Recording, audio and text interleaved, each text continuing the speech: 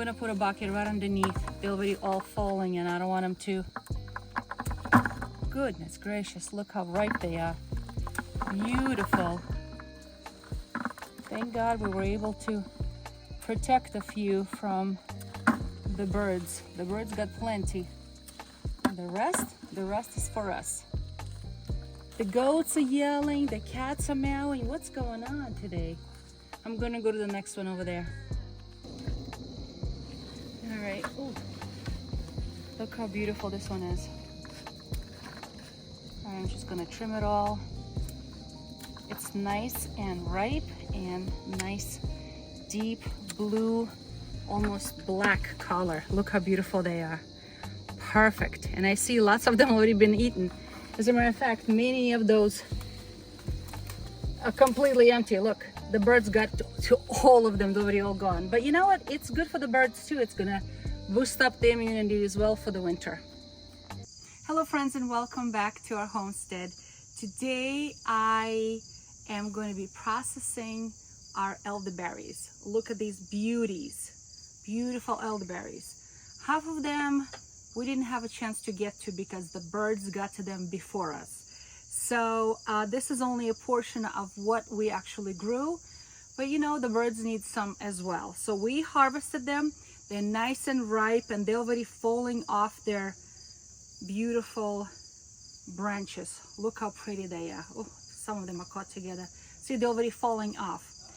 And you know, I have a video about how to make elderberry syrup, but that elderberry syrup was made with using dried elderberries. And most books and most YouTube channels do talk about dried elderberries because that's what most people order online. It comes to you in the package. You need to rehydrate them and make the elderberry syrup. But in my case, we grow some ourselves. Look how pretty, I'm so excited. And we're gonna be making our own elderberry medicine.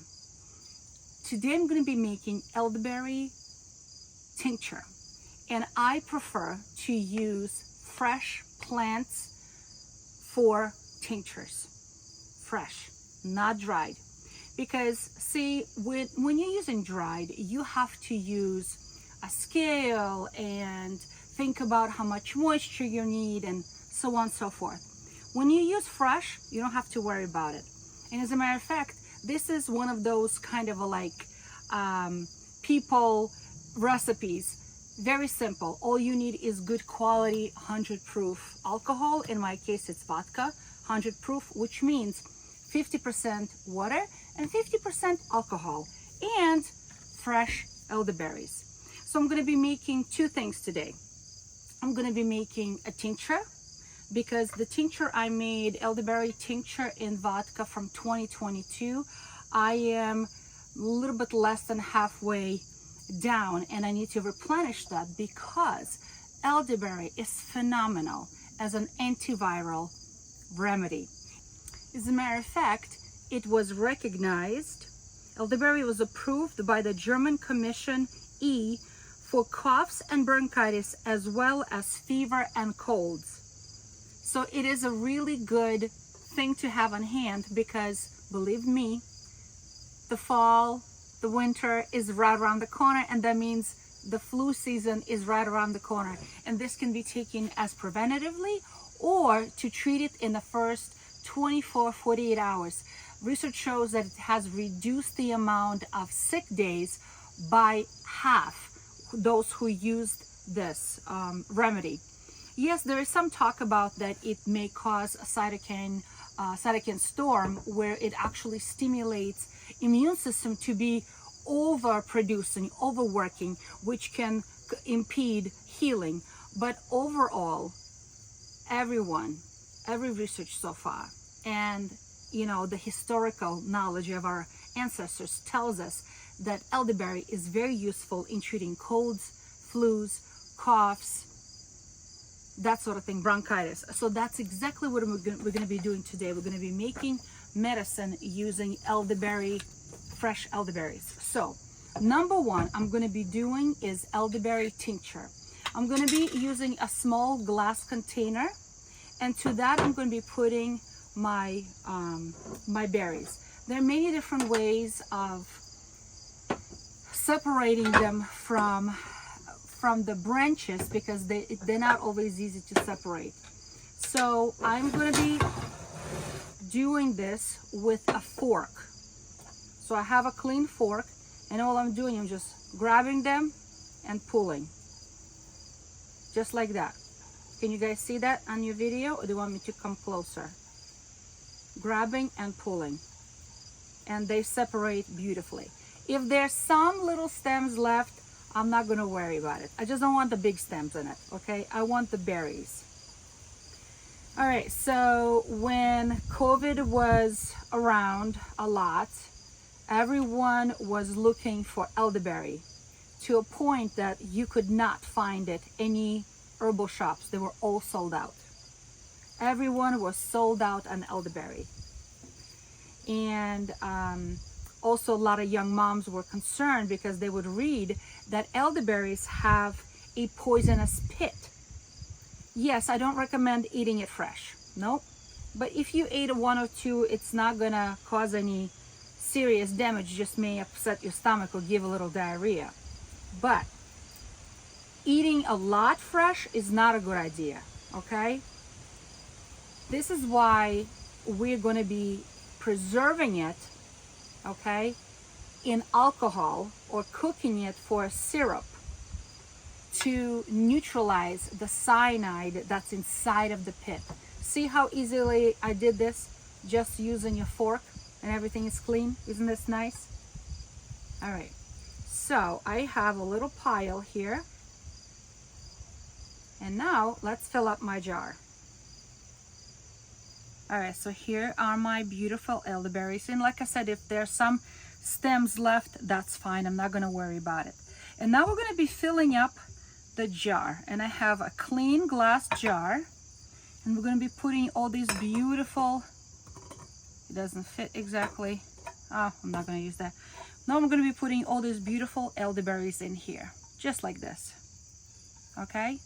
How many should I use? Since I'm using the folk style medicine making, I'm not measuring. I'm just going to be looking at the jar.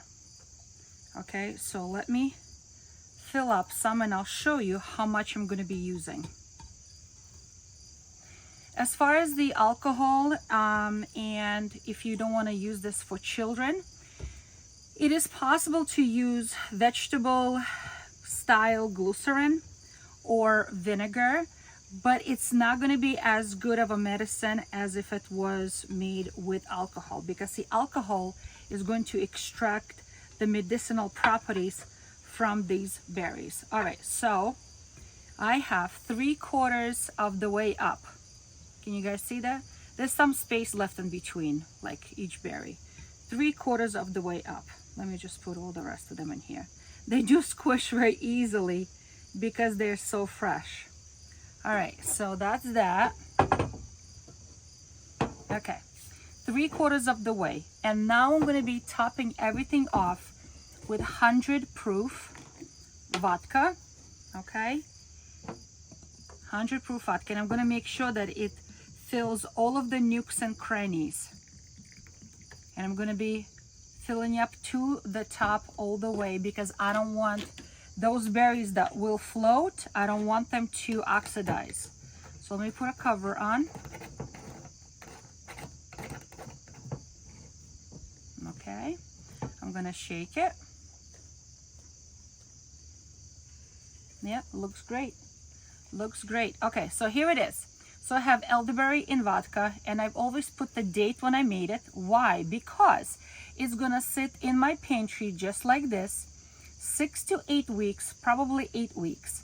And in the 8th week, I need to strain it out. I need to strain it out, and everything's gonna be stored in a glass, dark amber glass, just like this. This is the one I made in 2022, right? And it's gonna have a dropper. Let me, I don't think I have anything to pour with.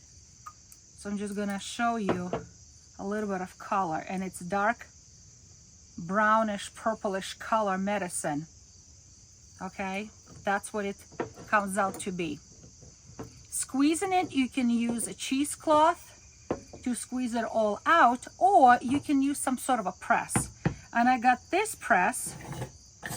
Look at this, it's really antique. At an antique store when I was visiting New Hampshire, and this press is perfect to press out any kind of herbal preparation. So let me show you how this can be used for something. In my case, I have some dandelion that I made earlier, and it needs to be squeezed out. So let me show you how this works. This, you know, the French press for coffee also can work. Let me show you how this can be used.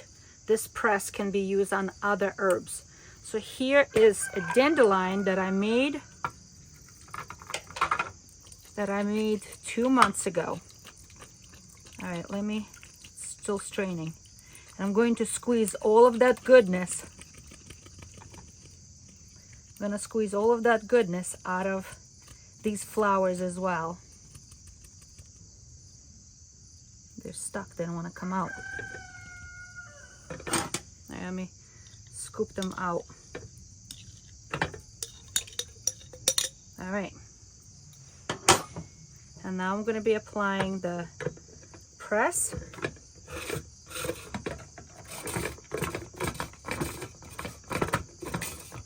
And like I said, this can be used as well with coffee press, you know, the French press coffee maker. All right, I'm just gonna squeeze it all out. All right, see how it pushes all that stuff out? All right. Squeeze it all out. And again, it's gonna be stored in a dark amber glass, just like this, and always labeled. So here's a beautiful preparation of dandelion tincture that I made with 100% proof vodka. In our case, we're making elderberry. I'm gonna continue separating these beautiful berries from their stems, because this next step is going to be for making the syrup. All right, so how we're going to be making the syrup, obviously I have to go in the kitchen because we're going to treat this on heat.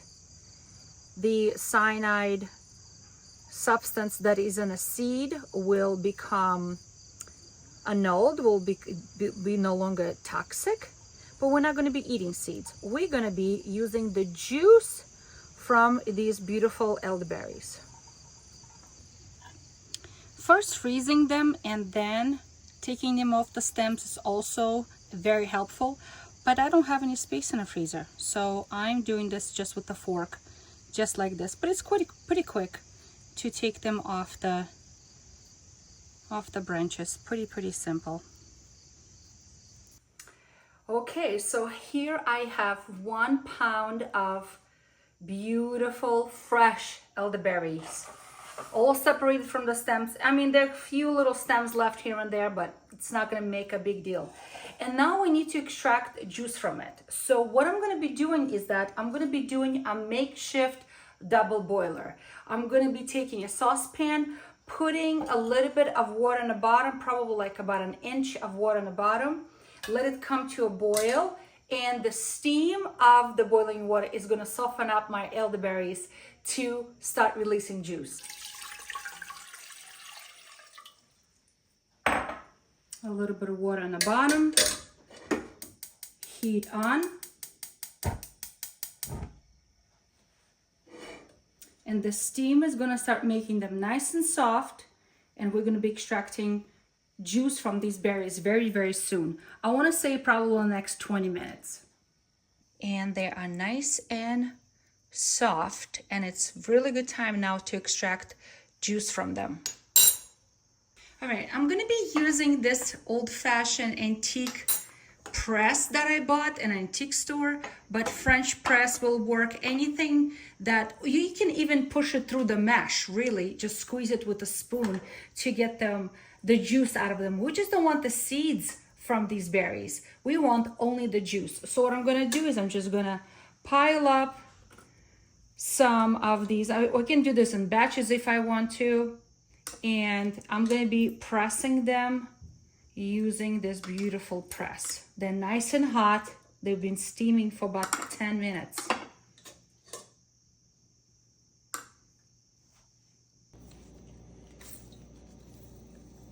All right, so most of it is squeezed out. It's sprinkling a little bit on the sides. All right, we got lots of juice out. We need to measure how much we yielded from 1 pound of fresh berries.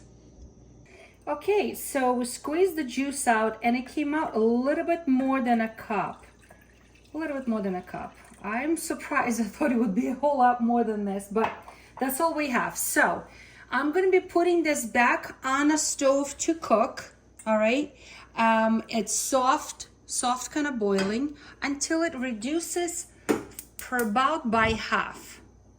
All right, so I'm going to down the heat and I'm going to allow this to come to a boil, and it's going to slowly simmer for about 15, maybe 20 minutes. I don't know. We'll see when it reduced by half. And only at that time, I'm going to be adding my second ingredient, which is going to be our raw honey.